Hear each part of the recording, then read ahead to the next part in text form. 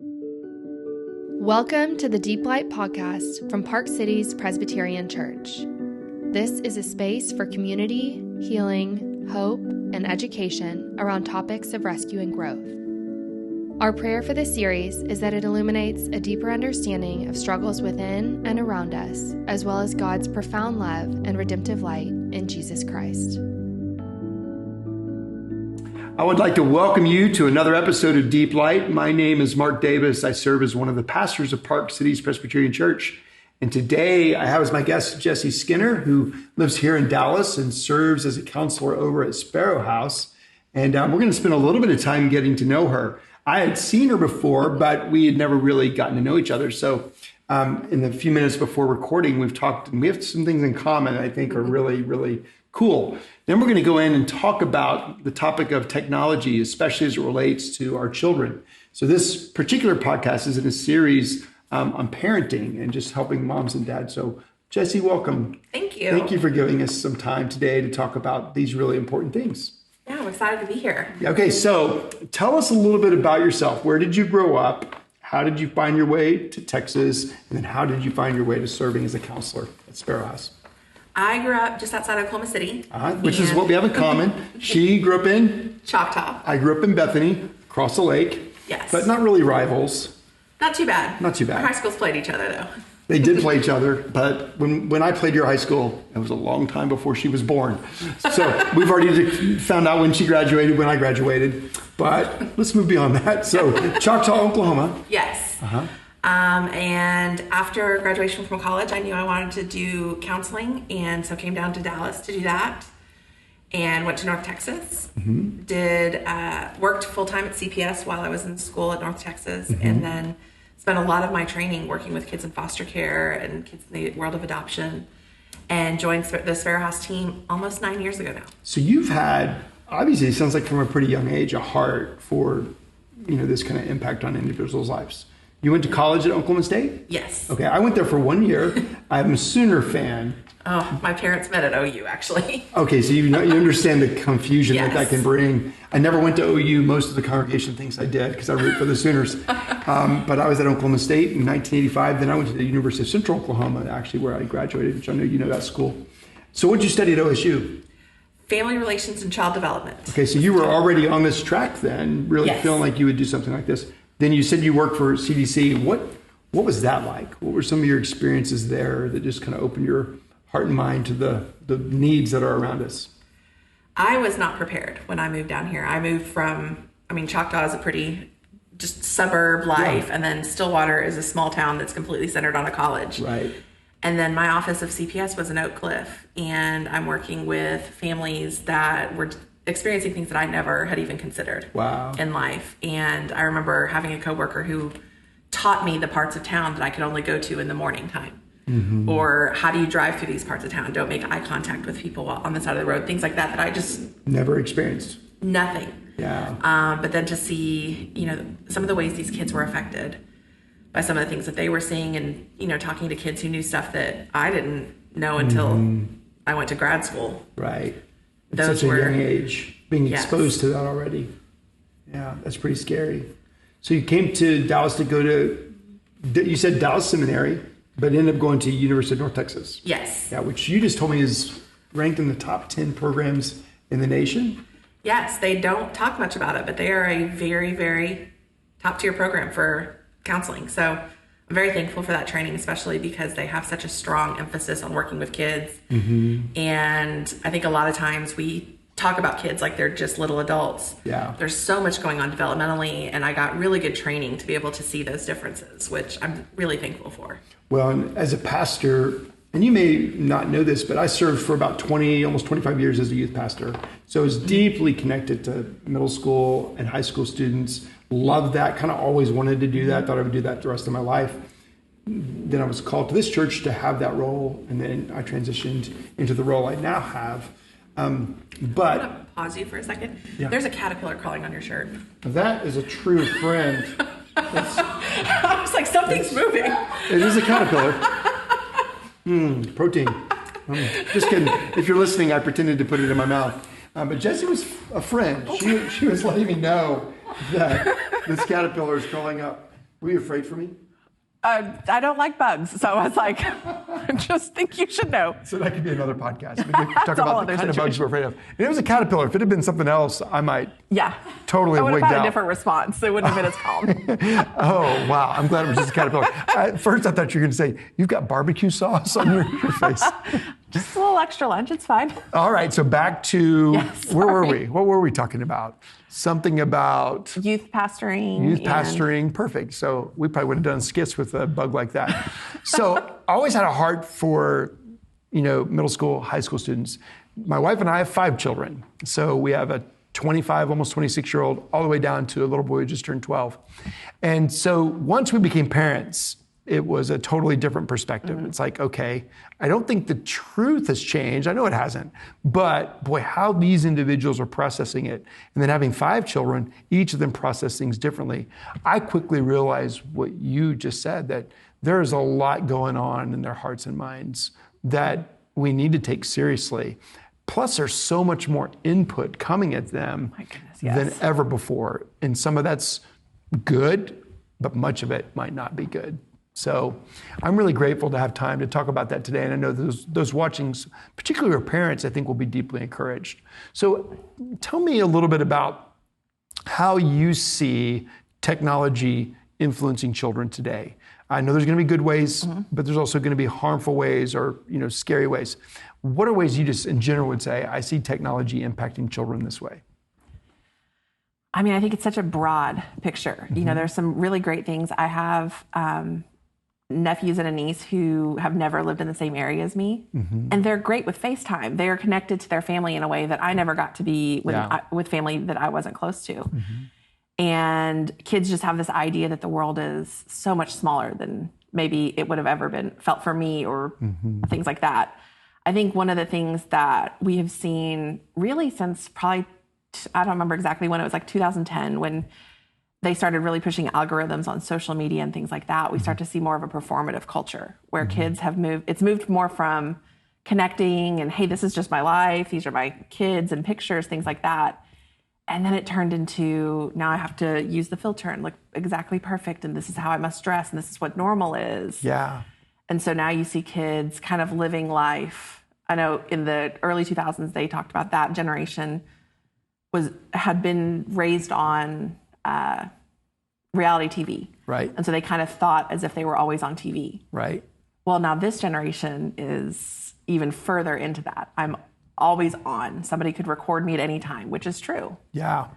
And so I think that there's just so much more of a awareness. So you used a phrase I'd not heard, performative culture. So tell me what you mean by that. I understand like performance and performing for people, but that's an interesting phrase, performative culture. I think, you talk to kids and the idea that if I post online, I must have this many people respond to it or like it. I need to look like this. It's not just, oh, this is the thing I did today, but it's, I need to arrange everything on the table at dinner to look just right. And it's more of I'm producing content for those around me, even if they're not living as an influencer. I know there are a lot of people who that's their actual income. That's how they make their money. But then you have kids trying to emulate that and thinking that that is what is normal. So kids, I remember growing up, we had show and tell, right? Yes. So you would bring something to school. It could be a toy, it could be a pet, it could be a parent. Not many people did that, but show and tell. So this isn't show and tell. This isn't just saying, this is what happened to me. I'd like to share with you what took place. This is me saying something that may or may not have even happened, but I'm going to enhance it so that it looks a certain way to a specific group of people that I really care what they think about me. Is that fair? Is that an accurate way of saying it? Absolutely. I would even go further to say that a lot of what kids and honestly adults do now is to be done for the internet audience. I saw on the news, I think last night, somebody is being prosecuted somewhere in the U.S. because they think he intentionally crashed a plane in a national forest, like a prop plane. He was flying it for YouTube, for his YouTube video. So he just intentionally did that for ratings or for shock, or so to have people say, I'm interested in this person for what he did. Wow. That's what they're saying. They believe happened because he had the whole video posted. Wow. So what does this Where do you see this beginning to impact children in terms of mental health? Like, at what ages are they beginning to think this way? I mean, certainly when it first started, it was, probably older teenagers, college, but now it's certainly trickled down. Oh, yeah. What's the youngest you see that are already caught up in this culture? Oh, I think it depends. You've got especially younger siblings because they watch their older siblings. Mm-hmm. So younger siblings, honestly, are often the ones who come in earlier, and parents are, we're just a lot more strict with our oldest kids, and then things loosen up as you get younger. I have kids, 6 and 7 who maybe aren't doing social media, but they're doing YouTube or Minecraft, and they're already figuring out ways to try to talk to people online, or this is what you're supposed to do online. Or, there's the kid who, I think there are a lot of them now, but who makes millions of dollars a year opening toys on YouTube videos, and kids are looking at it. And the number of kids I have who are like, that's my goal, is I want to be a YouTuber. Now, so some people watching this probably have no idea what you're talking about or listening. They're like, how do you make money doing that? And I bet many of them are sharper than I am and they understand all that, but maybe not. So explain what a child might learn about making money on something like YouTube opening gifts.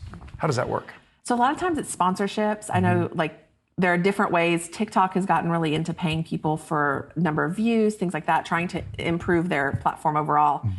But for most kids, as adults, we don't necessarily know, but kids also don't. They see this kid is opening toys, which I'm great at and love, and he's also making a lot of money. This is everything I've wanted in life. This done. How do I get this done?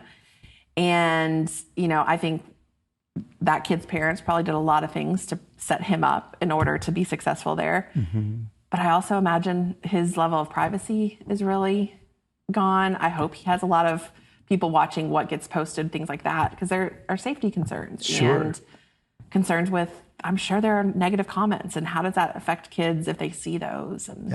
So there's going to be, obviously, in this topic, the extreme from what we're describing right now, maybe that is extreme, all the way to people who are like, well, that's not going to be my child because my child won't be allowed to look at screens until they're 25 or whatever. So we know that's going to exist in every conversation. Kind of in the middle, and that middle's going to be pretty broad, I would imagine. What are the things that you would say I see more of than anything else in terms of how technology, media, screens, et cetera, are impacting children, middle school students, high school students? I would say one of the biggest ways we see it is honestly the impact on sleep.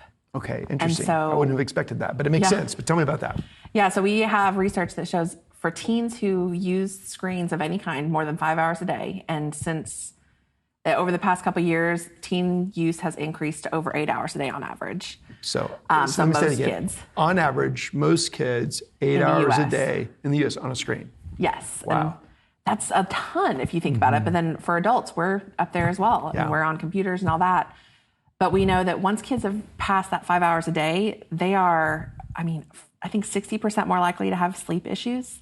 Because oftentimes the kids are looking at it while they're laying in bed, getting ready for bed. They're staying up late to watch one more video. The people who create the algorithms for TikTok and Instagram and all these things, they're really, really educated, and they know how to keep us clicking and watching and one more.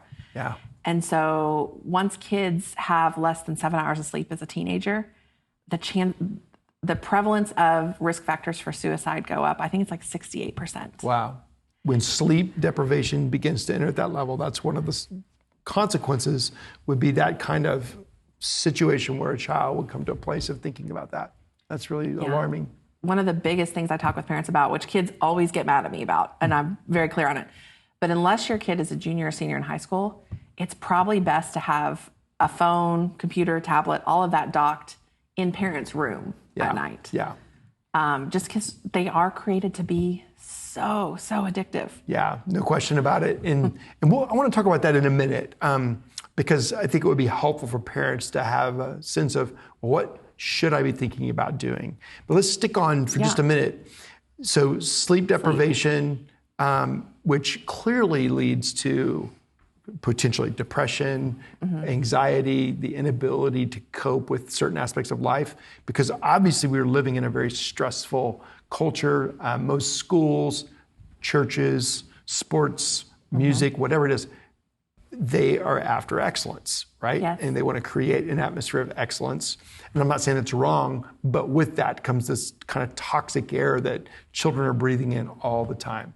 You add to that, now you don't have enough sleep. That's a serious situation. Yes, very quickly. So speak to it in terms of anxiety, depression. How do you see those things being connected? So we have seen, I think it was like 2012, 2013 is when in the US, most households ended up with smartphones. That was kind of the shift. And that's when most social media use switched to smartphones. Yeah. That year as well, we have charts that show teen and child anxiety and depression started shooting up. Yeah. And so you actually see the lines cross almost perfectly. Right, at that moment. And so you see these things, and there's so many things that kids are aware of now, from the things we hear about all the time, exposure to stuff that's well beyond their capability. Yeah. I've got kids who get messages, really, really, really inappropriate direct messages from adults saying things that they don't even necessarily understand. Yeah. And my teens are like, well, that's just normal. It's not a big deal, which is heartbreaking to me because I know how I would respond. Yeah, but it's become normalized. Yeah, they just think that that's what they should handle. Yeah. And then you have the ability to tell, oh, my friends are all hanging out together because I can see on their Snap map exactly that they're Where all they together are. and I'm not there. Yeah. Or this girl at my school has all these beautiful, perfect pose pictures. They do full photo shoots with each other. Right. And I don't look like that. I had a girl, even in my office last night, she was pulling up people and be like, see, I don't look like this. And then we're Googling how to find, a picture of that person without the makeup and the filter. I'm like, look, you look like this. We all look like this person. It's these other things. And so even that warped view of what are we supposed to look like? Yeah. And if the world is saying you should look like this, that added reinforcement of this is what will make you happy. This is what you should seek is very distorted. Yes, because then the same pictures are at some fabulous place that's so fun. I'm getting to, hang out with my friends that you're not with. Yeah. Or I'm on vacation doing this and you can't do that, but I look like this and I have these clothes and everything's great. So what do you say to your clients as you meet with them and they're experiencing those kinds of issues? How do you talk them through specifically the issue with the technology, the device that they're using where they're constantly receiving these images? I think it's really tough because kids, it's so ingrained into their world and their culture that you have to be careful. Coming in as an adult and just being like, well, social media is bad. They're going to turn you off pretty immediately. Immediately, ears shut, blah, blah. It's a lot of conversation. Hey, what does it feel like when you see things like that? Yeah. And if everybody on your feed is a perfectly manicured human, what does that feel like for you? What does that make you think about yourself? And really starting some of those more nuanced conversations. I think a lot of times, I know I'm like this, so I can't blame teens for it. If it's my idea, I'm more likely to do it. Yeah. Want to get there for kids too. And they're smart. I spoke to a girl and she told me, she's like, don't tell my parents. And I was like, can I tell other people? She's like, that's fine. But she went to a private school, and in that private school, her grade didn't get phones until they were about 8th grade. Like the parents kind of banded together and just held off. 2 grades below her, those kids got them in 6th grade. She would talk pretty openly about how that grade that was 2 years younger than them was dressed more intense. Basically, she said they try to be like Kardashians. Yeah. She's like, my grade shows up and our hair's in ponytails and we don't care and everybody kind of acts like brothers and sisters. And the kids 2 years younger than us are way more obsessed with dating and they're more obsessed with the way they look and things like that. And I think having kids be able to articulate those things is so much more helpful than just talking down to them. And that's very, very insightful. And it helps, I think, for parents to hear that over and over again, because most parents, like me, you want to solve a problem and you look for the solution. And the solution could come in the form of a book. It could come through a podcast like this. It could come through a lot of different ways. But what we can't forget is you can't just immediately change a belief system that's generating a certain type of behavior. And so it takes time and patience to help a child realize this is what's best for me. I can see this. Now, there's clearly times when, you have to take something away because the harm is so imminent. But in situations like this, it's much more complex. For example, we have 5 children, I mentioned. We decided that our children would get their first phone when they turned 12 at Christmas. Now, when we made that decision, there were no smartphones. So that didn't... It was a better world. It was a better world, and it was a neat device that they could really do very little with. They could call me, or they could call their mom, and they could barely text at that point because it was like... Oh, the T9. Yeah, it takes 6 minutes to say, hi, I love you, which they write to us all the time. So when our third child turned 12, that was the time period you just described. The iPhone was out, the smartphone was out. And frankly, the incentive to buy that versus one of the phones that his older sisters had wasn't as good. So we're like, okay, this is the world we live in. This is where it's all going. So what do we do now? And we definitely, set up all kinds of parameters, et cetera. And there wasn't anything that we could see that he was looking at that was inappropriate, but didn't matter. The time he was spending on the phone because of the fun things he could do was great. None of his other friends had them yet. Now we have a daughter who's almost 14. She got a phone at 12. We have a son who's 12 who should get his phone this coming Christmas. And the 2 younger children are by far the last to get phones. Whereas when we did it, we were kind of on the front line, the earlier edge of that. And one of the reasons we wanted to do that was because they were pastors' kids. They always felt like they didn't get to do anything. It's like, this is one thing we can do that's relatively safe. Not so much anymore. Yeah, and so now our youngest 2 are like, well, everybody I know has a phone. And so talk about that for a minute. Yeah, how do you help parents understand, technology is a reality. It's not going away. It's only going to become more enhanced. So what advice, what counsel do you give parents in terms of age and stage for phones? What kind of restrictions should they put? What's going too far and could actually do more damage than good? That's such a big amount of things. Yeah. I think the first thing I want parents to hear is be willing to talk to your kids, even before technology is in place. And so, even with really small kids, we talk a lot about the books, Good Pictures, Bad Pictures. And it empowers parents to have conversations about things online that kids might see that people are trying to get your kids to see. Yeah. I think last I looked, YouTube has over 400 hours of content uploaded every minute. Even with filters, people want to get kids engaged in inappropriate content, in things that are just scary, or they just think it's funny to mess with kids. Your kids might see things even if you have it completely locked down. So have conversations. So first establish that relationship where you're having conversations. And those conversations need to be more than one way though, right? Yes. So talk about that for a minute. How do parents move into that place or that space where it's not just me talking down, but it's us engaging in the conversation so we can actually have some benefit?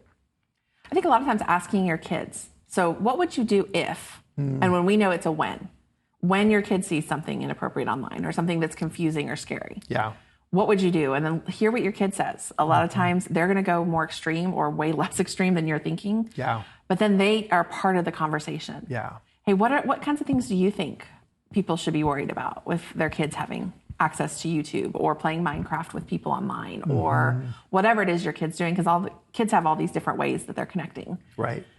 Do you think there's a problem with talking to strangers online? What do you think could happen that would be okay? What do you think could happen wrong? So being really just starting those conversations really early. And then I really encourage parents, as much as it's easy to just be like, I don't understand this world. And it goes so fast. Yeah.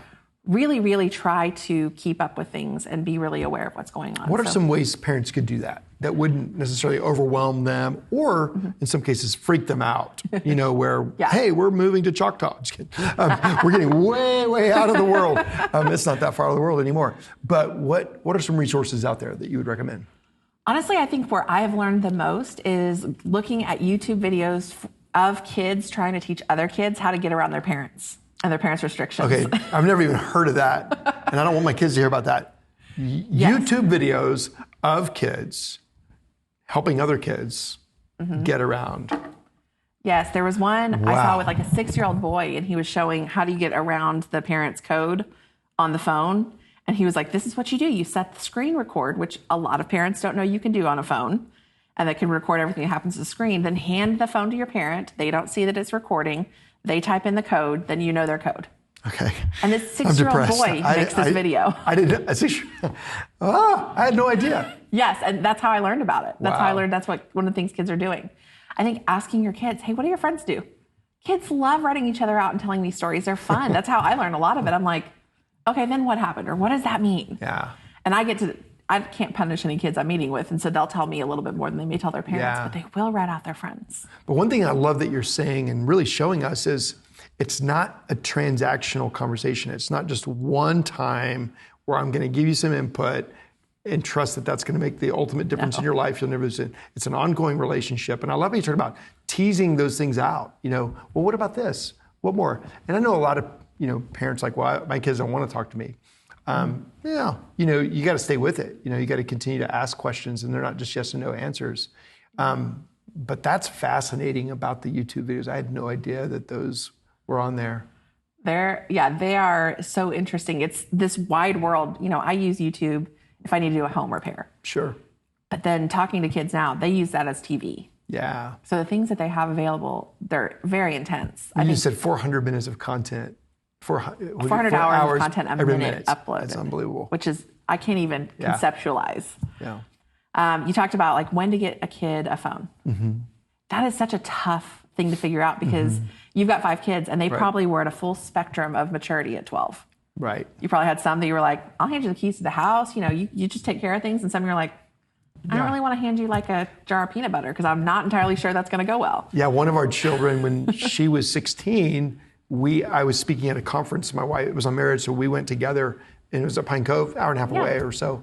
And we left our 16-year-old in charge of the family and felt great about that. Some of our peers were like, what are you doing? It's like, honestly, we trust her more than we trust somebody else. She knows what she's doing. But that spectrum is pretty wide in terms of what that might look like. Yes. And so I talk to parents a lot about thinking through what can your kid handle.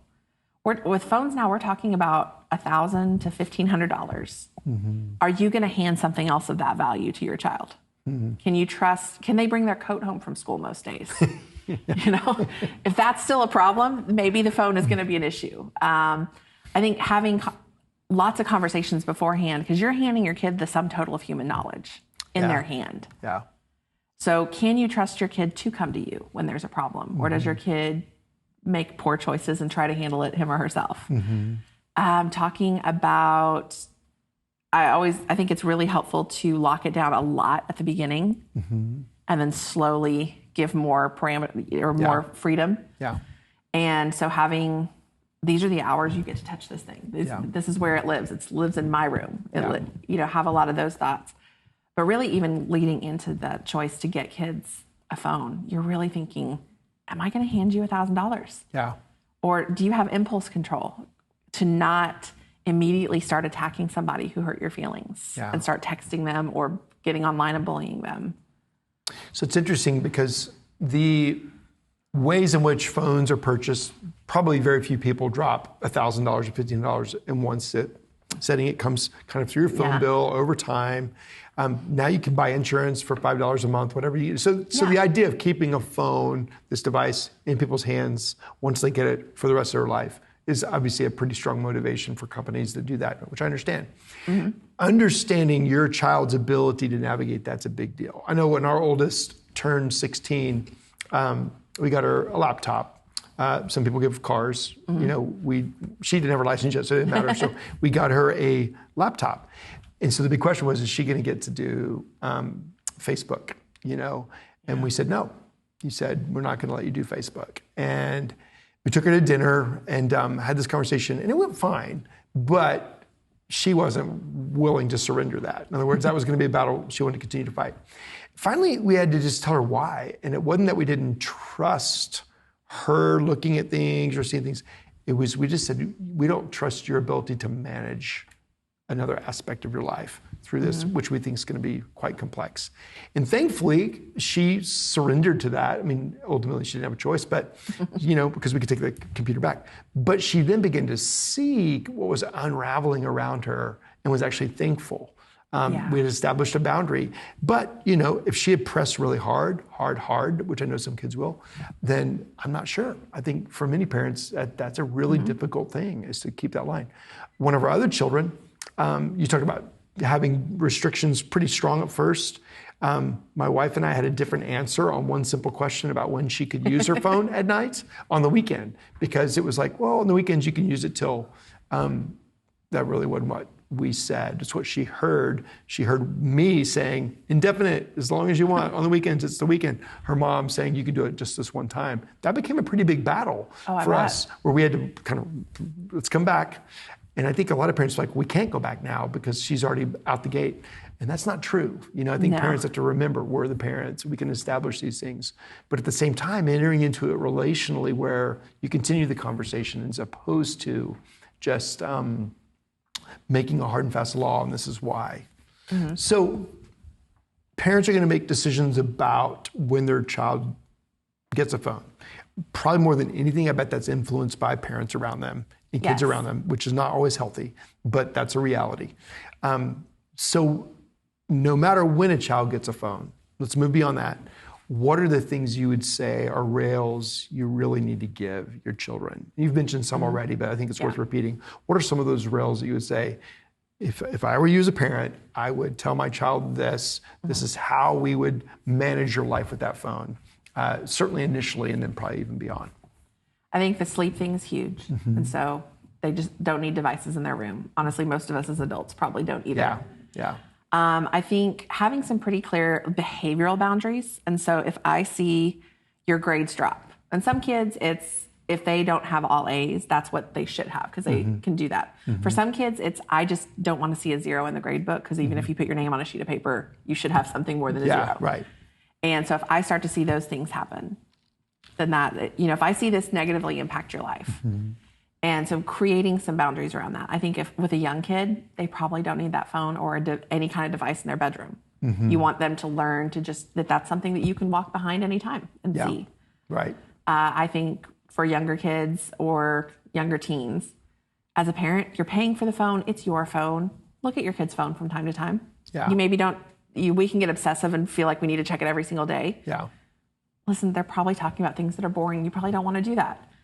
But I think for kids to know anytime mom or dad can come in and grab this thing, that's going to help them and help them provide some boundaries. A lot of my kids will talk to me and they'll tell me things they won't tell their parents. But knowing they can get in trouble with mom or dad is one of the best ways that they can push back against peers trying to get them to do stuff. Yeah.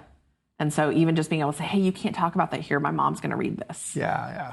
It's a great boundary for them where they don't have to feel uncool. They can say mom's uncool and turns out none of us care.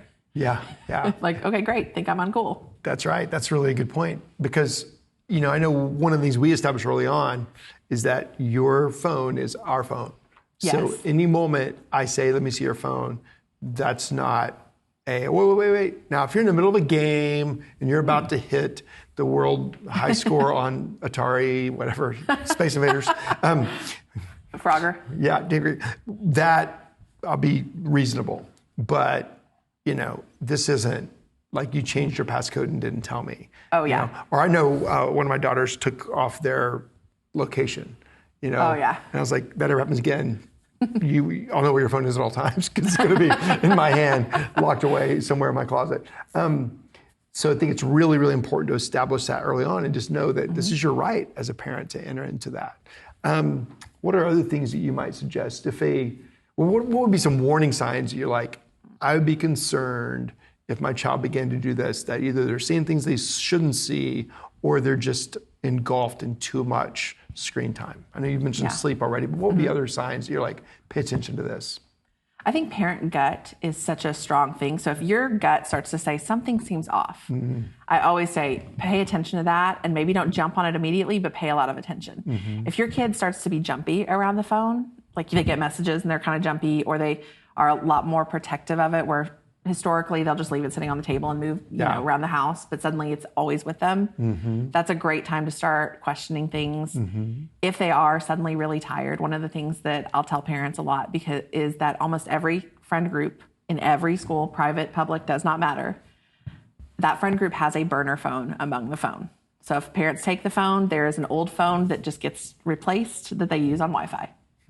To still communicate with each other. So if your kids explain that a little bit more for those who are like, what was on fire? What was burning? Help me understand. So, because that's critical. You took something away, but that didn't mean it went away. Yes. So most of us have an old iPhone or some kind of phone sitting somewhere. Or for a lot of kids, it's like an old Android that parents have gotten rid of. Kids keep those. Most friend groups that I'm aware of or that I've worked with, somebody within that friend group has a parent's old phone or someone's old phone, older sibling, something like that. So if somebody gets grounded from their phone, that phone goes to the person who's grounded. Interesting. So they can still communicate with their friends. They can still text at night. I often tell parents, if you have access, like AT&T is the internet service provider I have, I can see every item that's on my Wi-Fi. Right. And I can turn it on, I can turn it off. Be just aware. Every so often check it. You don't have to be obsessive about it, but that's a great way to kind of know.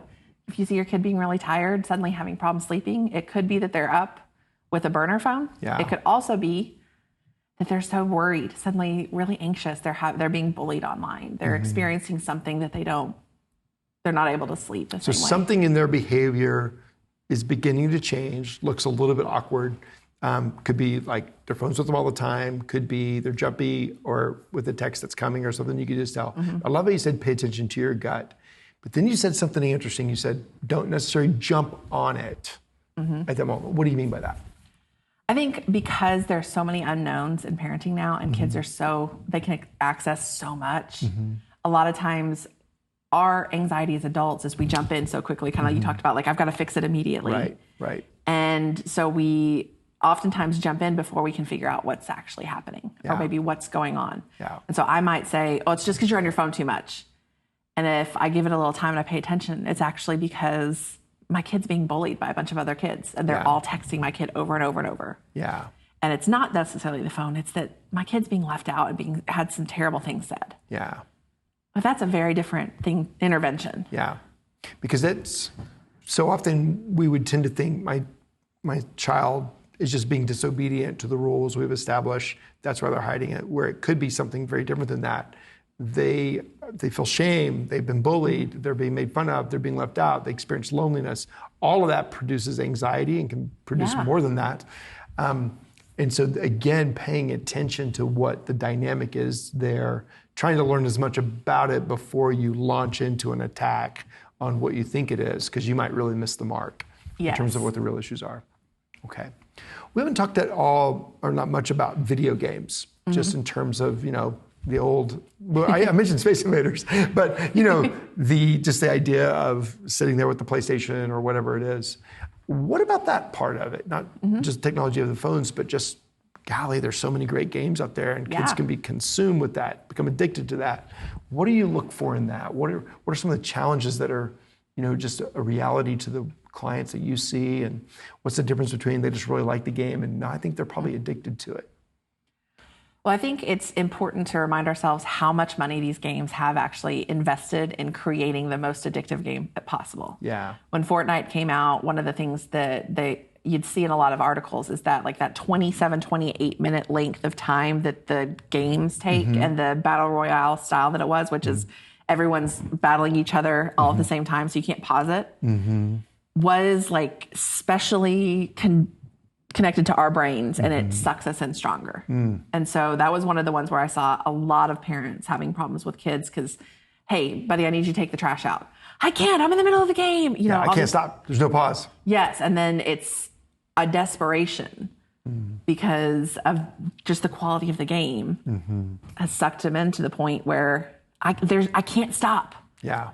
And so, there's a full-blown addiction, which we don't see as much, but there is, I am losing out on time of my other like child development things only doing this. Because this is making me happy. I'm having fun doing this. I mean, if it wasn't fun, they wouldn't spend time doing it. So they're not creating unfun games. You're just hoping that kids will somehow find them entertaining, right? I mean, these things are meant to really seduce that kind of time and energy and excitement for something, and it obviously generates income for the companies that make these kinds of things. Absolutely. So when a parent confronts a child like, hey, it's time to take out the trash, and they're in the middle of the game may last 10 more minutes or 15 more minutes, whatever it is, how would you encourage parents then to kind of navigate what's an appropriate amount of time to be playing appropriate games. I'm not talking about inappropriate games now, but just appropriate. This would seem to be in the realm of normalcy. It's not a bad thing for a child to be on a screen playing this game. And then when you say, this seems extreme, you know, you might need some help. So it's tricky because it is different. I think, you know, I have some parents who don't let kids touch games on school days.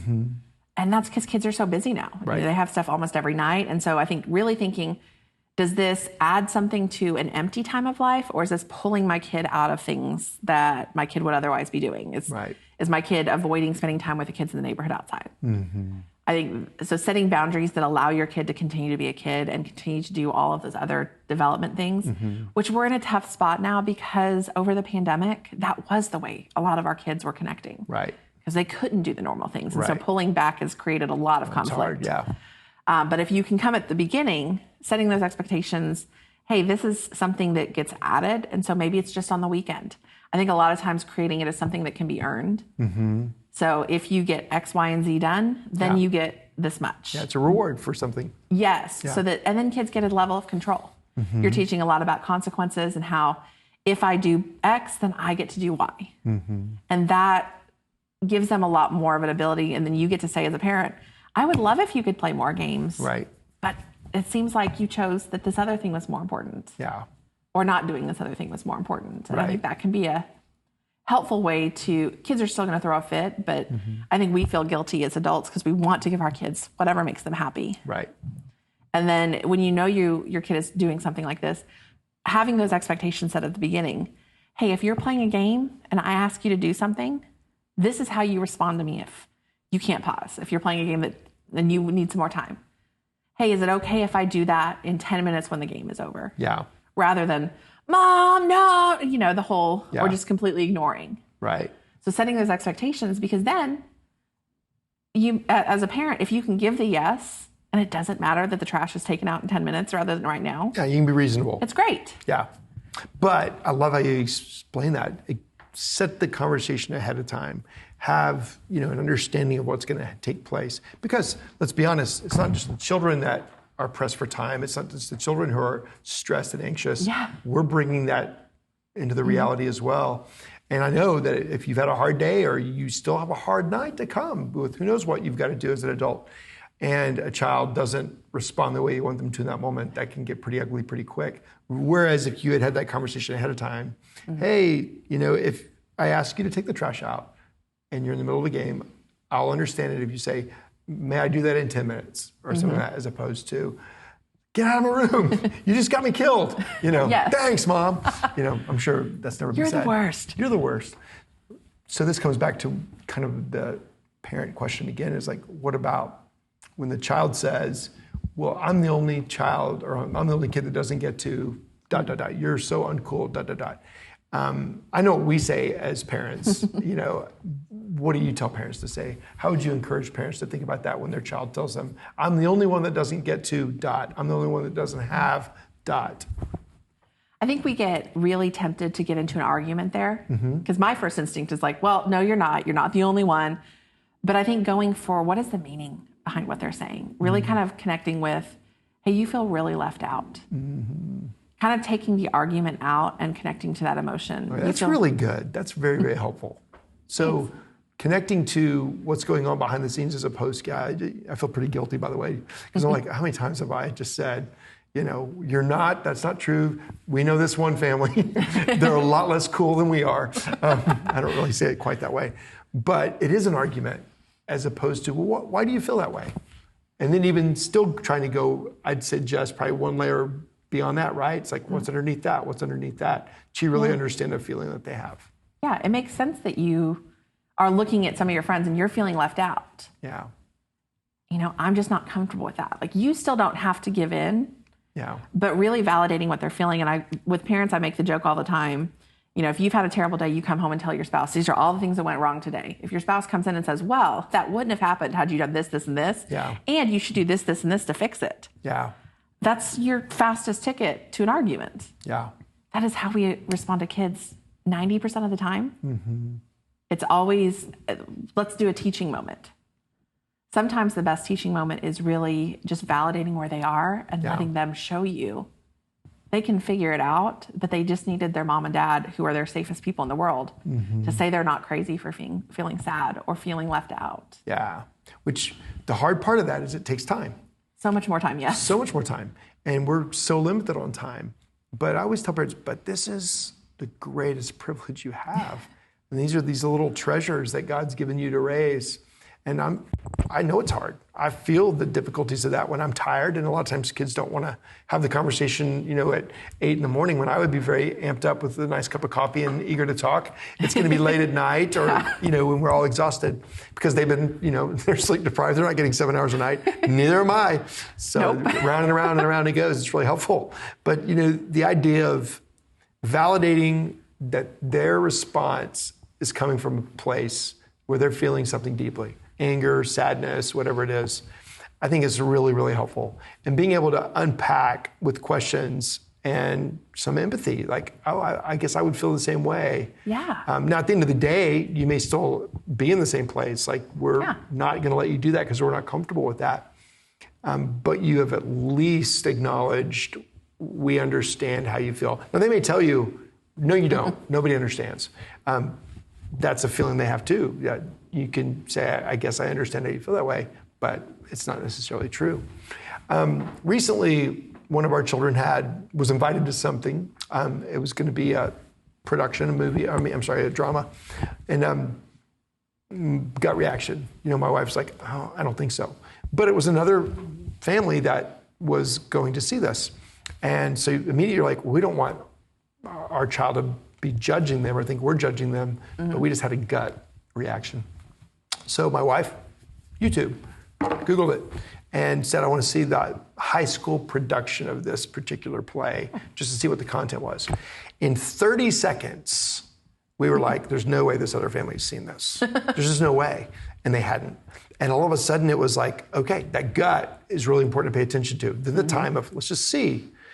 But what we were dealing with was, again, more than just one thing. It was the idea of potentially judging somebody else or our child for that.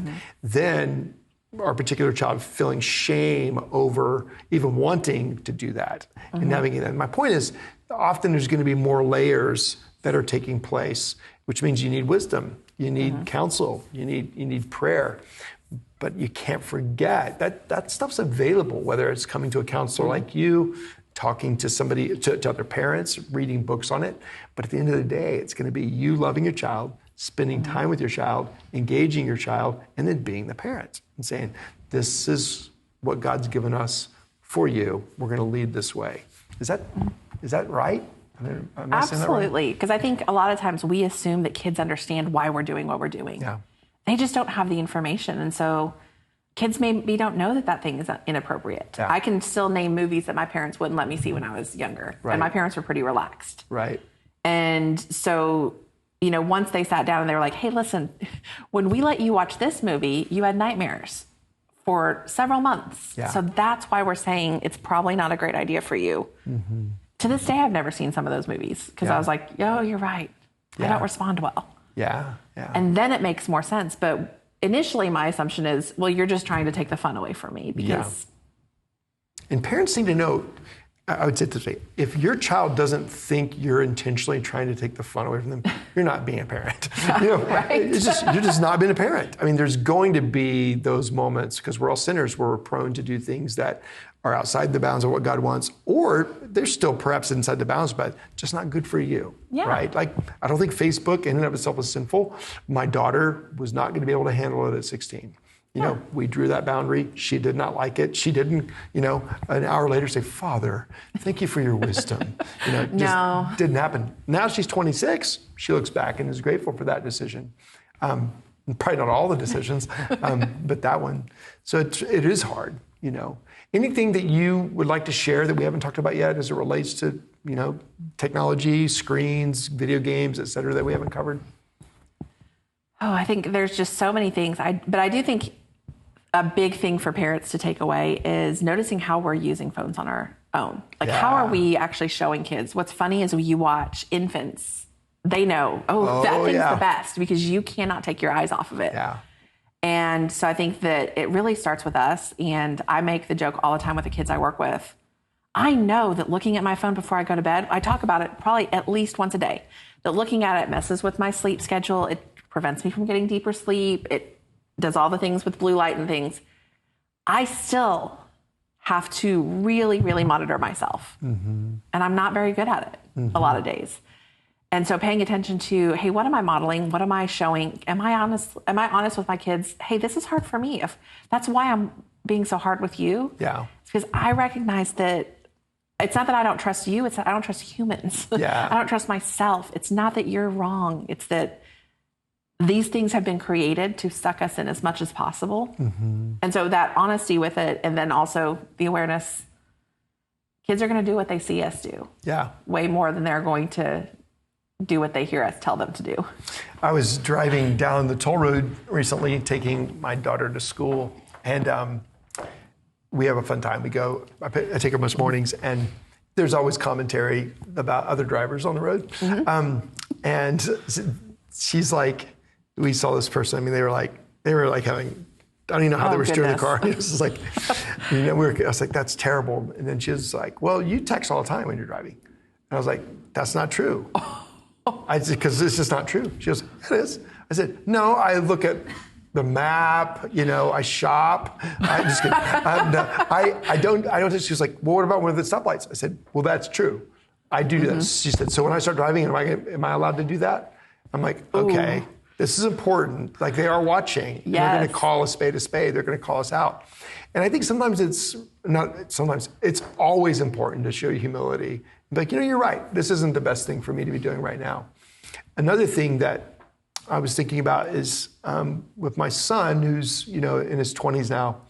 I remember telling him when we were trying to put some different protection devices around and monitoring what he's going to see, and explaining to him that I serve in a church, and I have asked our elders, any one of them, anytime they want to come up and grab my phone or to ask to see our history. And if I have a deleted history, I did that on purpose. So it'll show if it's been a deleted history. And I said, I do that. And he was like, why? I said, because I'm human, to your point. Yeah. I'm a sinner. I'm tempted. And I don't want to have a fall like that. I don't want to see things I shouldn't see. And today, they seek you out. Absolutely. You don't. And I said, so if something comes to me that I shouldn't see, I have an elder that I call and say, hey, I just want you to know this is what's happening. And it opened his eyes to realize it's not just me trying to be overprotective of him. It's like, no. Yeah, it's not that you don't trust him. It's that you understand. Yeah, I don't trust humans. I like that line. Because through the powerful work of the enemy, who roams around like a roaring lion and seeking someone to devour, I always tell my children, you're someone, I'm someone, you're someone. He really does want to devour us. This has been really helpful as a dad first. I really mean that. I'm glad. I think about certain things that I've done not so well, and things that I think we have done well, but I know the battle's not over. As long as these things continue to advance in the ways in which they seek to control us, it's going to be a real challenge. You mentioned something about the intersection of when the iPhone or the smartphone was developed.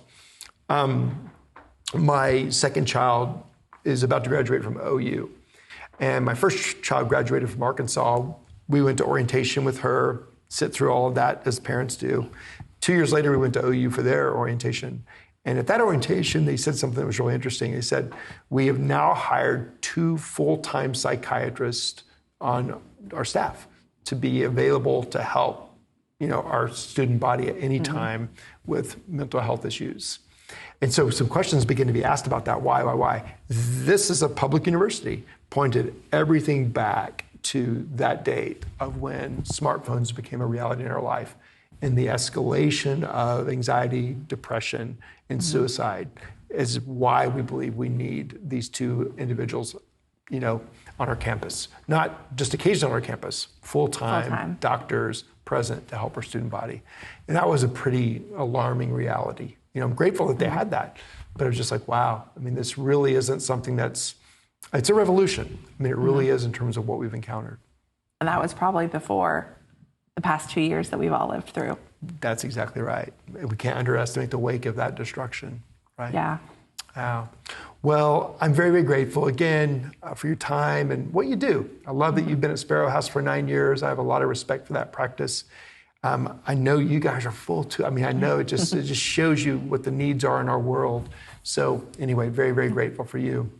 If you've been listening or watching today, I want to say I'm glad that you came along for this journey. Encourage you to share this with other parents or other individuals as it relates to these topics.